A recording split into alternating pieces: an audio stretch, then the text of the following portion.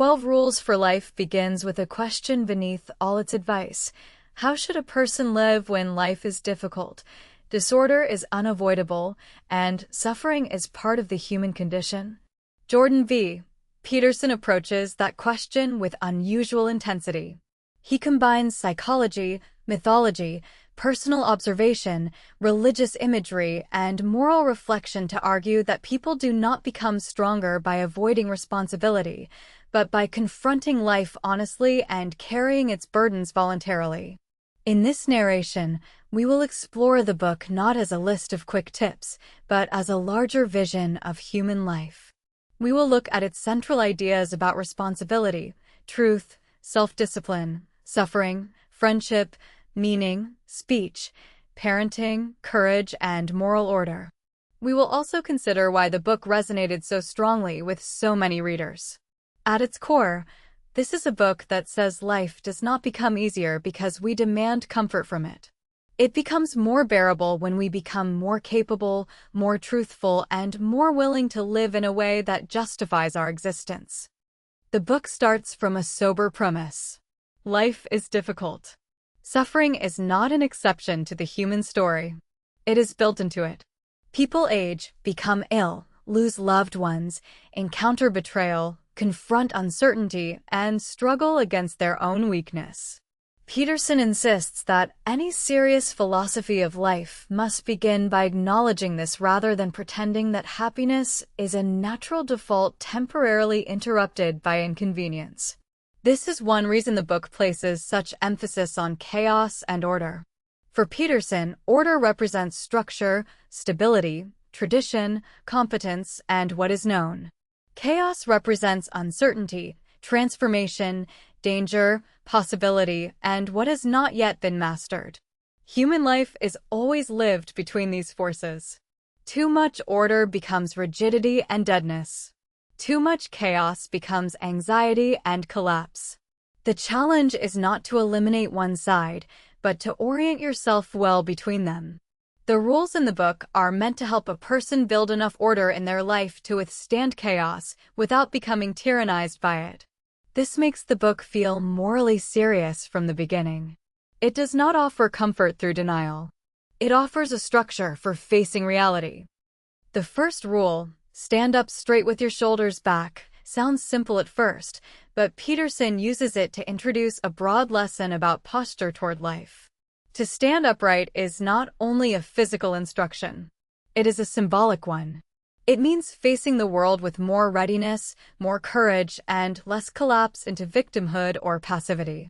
Peterson often starts with something concrete because he wants to show that psychology is embodied. The way we carry ourselves affects how we experience the world and how the world responds to us. But beneath that is a larger claim. Responsibility begins with comportment. A person who confronts life directly is already different from a person who shrinks from it. This rule becomes a doorway into the whole book's ethos. You may not control everything that happens to you, but you are not without agency. You can choose how to meet life. You can strengthen yourself rather than surrender immediately to fear, resentment, or helplessness. The first rule, therefore, sets the tone. The book will ask the reader not merely to think differently, but to inhabit life differently. Another of the book's most memorable themes appears in the rule to treat yourself like someone you are responsible for helping. Peterson observes that people often care for others more competently than they care for themselves. They might ensure that a child, a friend, or even a pet receives the necessary medicine, discipline, structure, and support, while neglecting their own needs with a strange mixture of contempt and avoidance. The deeper point here is that self-care is not mere indulgence. It is responsibility. A person must stop relating to themselves as if their own well-being were optional or insignificant. They must become someone capable of guiding themselves with the same seriousness they would offer another person under their care. This rule matters because it frames discipline in a more humane way. It is not only about self-correction. It is about self-stewardship. A life improves when the person living it begins to act as though that life is actually worth organizing. Peterson also insists that a person's environment matters, especially the people closest to them. The rule about making friends with people who want the best for you is direct and psychologically sharp. Some relationships support growth, honesty, and discipline. Others reward weakness, self-destruction, or stagnation. The book argues that friendship should not be judged only by familiarity, shared history, or emotional intensity. It should also be judged by whether it draws out what is strongest and healthiest in you. This is one of the book's practical moral insights. Human beings are porous. We absorb the standards and habits of the people around us. If those standards are cynical, irresponsible, or chaotic, then our own life becomes harder to hold together. Peterson wants readers to understand that self-development is not only private. It is relational. Choosing companions wisely is part of choosing the person you are becoming. One of the most broadly useful rules in the book is the advice to compare yourself to who you were yesterday, not to who someone else is today. Peterson sees envy and social comparison as corrosive forces. There will always be people who are more successful, more attractive, more talented, more advanced, or more fortunate. If your sense of worth depends on keeping pace with all of them, then discouragement becomes inevitable. The book offers a different standard. Measure progress against your own past. Are you a little less careless, a little more competent, a little more truthful, a little more disciplined than before? This approach keeps effort grounded. It does not ask the impossible. It asks movement. It also preserves dignity. Instead of turning self-improvement into humiliation, it turns it into responsibility. Peterson repeatedly emphasizes that life becomes more manageable when a person stops aiming at total transformation in one moment and starts improving the small domain directly in front of them. This rule is part of the book's larger faith in incremental order. Great change often begins with small, repeated acts of correction. The book's treatment of parenting reflects Peterson's broader concern with discipline and structure. In the rule about not letting children do anything that makes you dislike them, he argues that love without boundaries becomes negligence. Children need guidance, limits, and adults willing to shape behavior before chaos hardens into character. Peterson does not present discipline as harshness for its own sake. He presents it as preparation for social life and moral maturity. A child who never learns limits at home may later suffer far more severe correction from the world. This section of the book extends beyond parenting in the narrow sense. It reflects Peterson's conviction that responsible care includes the willingness to say no, set standards, and endure short-term discomfort in order to prevent long-term disorder. In that sense, parenting becomes another example of the book's central pattern. Proper order is not cruelty. It is an act of care. One of the book's sternest and most widely quoted principles is to set your house in perfect order before you criticize the world. Peterson does not deny the reality of injustice or social disorder. What he resists is the temptation to turn outward morally before turning inward practically. It is easy to condemn systems, institutions, and abstractions. It is harder to clean a room, repair a broken habit, tell the truth in a relationship, organize finances, address resentment, or face one's own dishonesty. This rule is not meant to silence all criticism. It is meant to demand seriousness.